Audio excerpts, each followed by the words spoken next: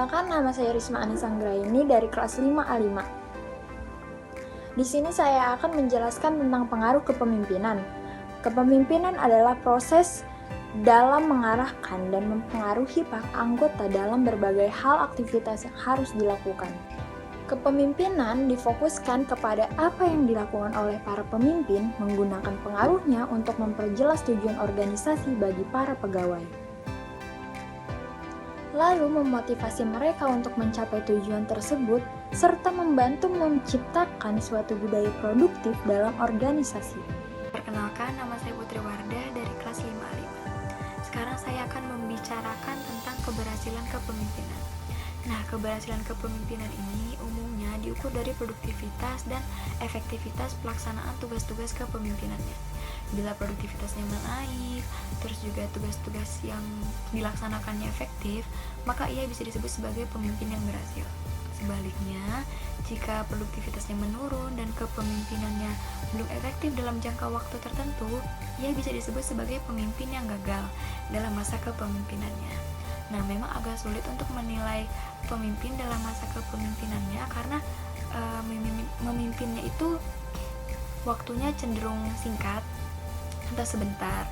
Nah, meskipun demikian, ada nih beberapa hal yang bisa menjadi indikator pemimpin bisa dikatakan berhasil dalam masa kepemimpinannya itu jika yang pertama, meningkatnya hasil-hasil produksi, yang kedua, semakin rapinya administrasi dan semakin efektifnya manajemen, yang ketiga, semakin meningkatnya aktivitas-aktivitas dalam aspek sosial yang bersifat memanusiakan manusia. Yang keempat, baik pemimpin ataupun pengikutnya memiliki kegairahan dalam bekerja, juga loyalitas yang tinggi terhadap perusahaan. Yang kelima, semakin sedikitnya penyelewengan dalam organisasi tersebut. Yang keenam, adanya jaminan-jaminan yang bisa memberikan kepuasan dalam bekerja. Terima kasih. Perkenalkan, nama saya Stevi Uli dari kelompok 6. Faktor keberhasilan kepemimpinan. Yang pertama adalah moral adalah kekuatan jiwa dan emosi seseorang yang mempengaruhi kemampuan untuk melaksanakan tugas dan akan mempengaruhi hasil pelaksanaan tugas seseorang maupun organisasi. Yang kedua adalah disiplin. Disiplin adalah kekuatan tanpa ragu-ragu dan tulus ikhlas terhadap perintah atau petunjuk atasan serta peraturan yang berlaku. Yang ketiga adalah jiwa korsa. Jiwa korsa adalah loyalitas, kebanggaan, dan antusiasme yang tertanam pada anggota termasuk pemimpinnya terhadap organisasinya. Yang keempat adalah kecakapan. Kecakapan adalah kepandaian melaksanakan tugas dengan hasil yang baik dalam waktu yang singkat dengan menggunakan tenaga dan sarana yang seefisien mungkin serta berlangsung dengan tertib. Nama saya Ade Saputra. Saya akan membahas faktor apa saja sih keberhasilan organisasi itu. Yang pertama adalah mampu atau tidaknya itu seorang manajer menjalankan misi manajernya. Jadi, seorang manajer dituntut harus bisa menjalankan fungsi manajernya agar dapat membawa organisasinya tersebut berjalan menuju sesuai rencana apa yang diinginkan. Dan yang kedua, yaitu tersedianya tenaga operasional yang ahli, yang terampil sesuai dengan bidangnya. Jadi, dalam sebuah organisasi, dalam menjalankan kegiatannya, kita membutuhkan anggota atau kalau misalkan di perusahaan itu karyawan yang terampil, yang menguasai bagian bidang kerjanya agar dapat menjalankan organisasi itu secara maksimal. Yang ketiga tuh faktor keberhasilan organisasi yaitu tersedianya anggaran. Nah, dalam menjalankan kegiatan organisasi, anggaran sangat penting karena untuk menopang kinerja atau struktur dan kegiatan organisasi tersebut agar dapat berjalan dengan baik. Yang keempat, tersedianya sarana dan prasarana.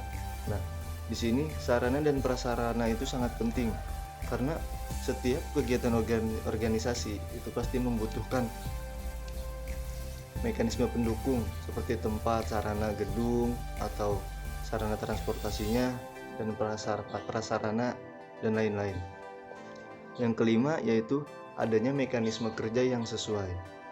Dalam menjalankan organisasi dibutuhkan mekanisme kerja yang sudah diatur, misalkan dalam standar operasional kerja yang harus diketahui oleh semua anggota organisasi untuk menjalankan organisasinya sesuai dengan rencana untuk mendapatkan atau sampai menghasilkan tujuan yang diinginkan.